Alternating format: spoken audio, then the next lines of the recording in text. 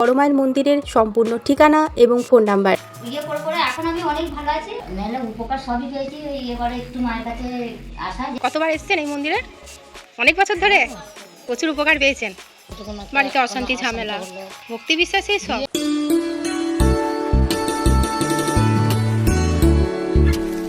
টুনাই official AG চ্যানেলের সকল দর্শকবৃন্দকে স্বাগত জানাই। আজকের ভিডিওতে থাকবে ঝর্ণা মায়ের বড় মায়ের মন্দিরের সম্পূর্ণ ঠিকানা এবং ফোন নাম্বার। বড় মায়ের মন্দিরে আসার রাস্তাটা আপনাদের আগে দেখিয়ে দিই। বর্ধমান ৮ নম্বর প্ল্যাটফর্ম থেকে বাইরে বেরিয়ে কালনা বর্ধমান রোডের বাস ধরে অথবা টোটো ধরে আপনারা চলে আসবেন রায়পুর গ্রাম। রায়পুর গ্রামে কাশিয়ারা হাই স্কুলের আগের স্টপেজ প্রতীক্ষালয়ে আপনারা নামবেন। এই প্রতীক্ষালয়ের বিপরীত দিকে রাস্তা ধরে চলে আসবেন রায়পুর বারোয়ারি দুর্গা মন্দিরের। এই দুর্গা মন্দিরের সামনেই রয়েছে একটি পুকুর। এই পুকুরের গা দিয়েই যেতে হবে ঝর্ণা মায়ের বড় মায়ের মন্দিরে। এই যে পুকুরটা দেখাচ্ছি, পুকুরের এই উল্টো পাড়েই আপনাদেরকে যেতে হবে। এই দুর্গা মন্দিরের বিপরীত দিকে এই রাস্তাটা ধরে আপনারা চলে যাবেন ঝর্ণা মায়ের বড় মায়ের মন্দির। এই বাদিকেই পড়বে ঝর্ণা মায়ের বড় মায়ের মন্দির। আর আপনাদের বারবার বলে দিচ্ছি বন্ধুরা, আপনারা সম্পূর্ণ ভিডিওটা দেখবেন, তবেই কিন্তু ফোন নাম্বারটা আপনারা পাবেন।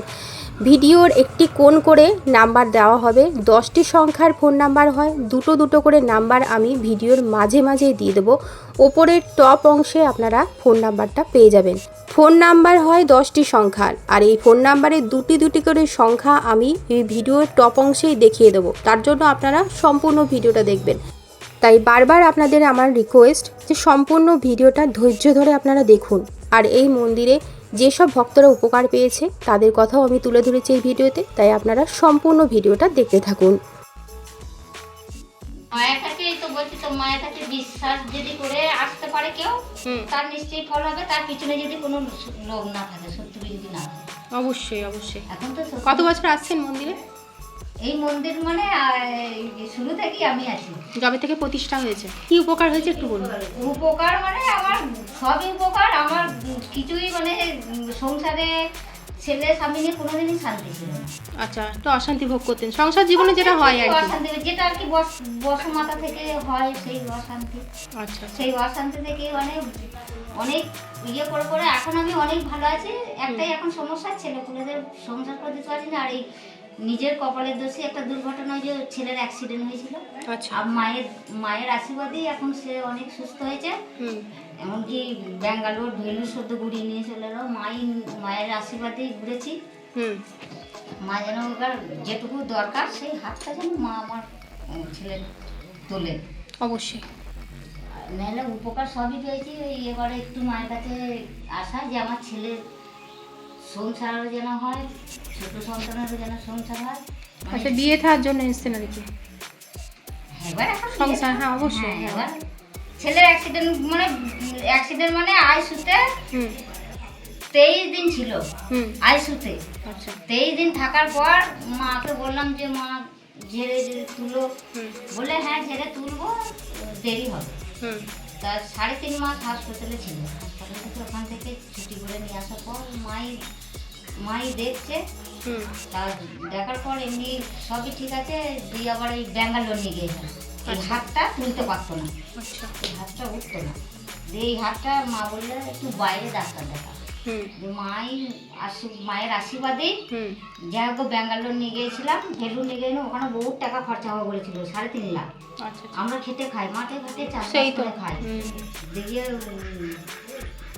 দিয়ে পারলাম না, দিয়ে ঘুরে এলাম। দিয়ে মাকে বললাম মা পারলাম না। বললে হ্যাঁ আচ্ছা দেখি, ওখানে তো অত যে টাকার ফাঁক সেটা তো আর আমি জানতাম না। বল আমি অত তো আর বলতে পারবো না। যা গেলাম মা একটু বাইরে যদি একটু চেষ্টা করি, বলে চেষ্টা কর, হবে দেখ। চেষ্টা করে যা হোক মা ব্যাঙ্গালোরে আমাকে পাঠিয়েছিল। অপারেশনও হয়েছে, যেরাম মা দেখিয়েছিল। মা বলেছিল এইখান থেকে এই জায়গাটার প্রবলেম। ডাক্তারবাবুরা ওখানে ওই কথাটাই বলে যে তোমার এইখান থেকে এইটা প্রবলেম। আচ্ছা, তা ওইটুকু এখন অপারেশন করেছে। ছেলের এখন বড় দিয়েও কাটা হয়নি, ব্যান্ডেজ কাটা হয়নি।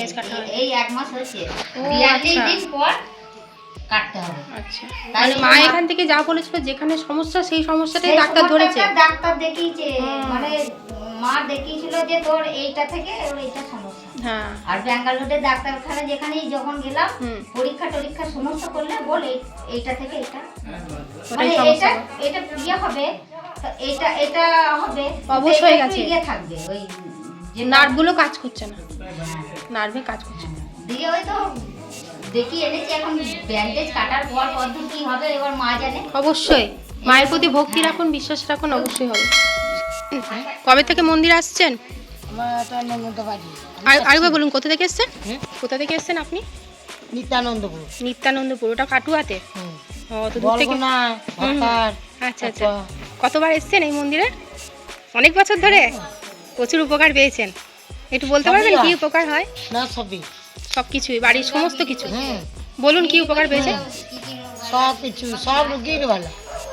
বাড়ির সমস্ত শরীর খারাপ, রোগ জ্বালা সমস্ত। যেটাই যেটাই ধরো খুঁজি যে মা এটা ভালো করবে, হুম হুম। ওখান থেকে স্মরণ কি কি করবি। ভালো হয়েছে একটু বলুন, হুম। কি কি ভালো হয়েছে আপনার? ধরো কেউ রাগ করলো, হুম হুম। বাড়িতে কোনো একটা- বাড়িতে কোনো অশান্তি, ঝামেলা। হলো, সেখানে তুমি কাপড়টা ছেড়ে মাকে একটা ধূপ দেখিয়ে হুম। মাকে ডাকলে, মানে কালকের থেকে আপনি না খেয়ে এসছেন, না খেয়ে রয়েছেন? হ্যাঁ মানে এটা ভক্তি, দিয়েছি। সত্যি ভক্তিতেই সব, হুম।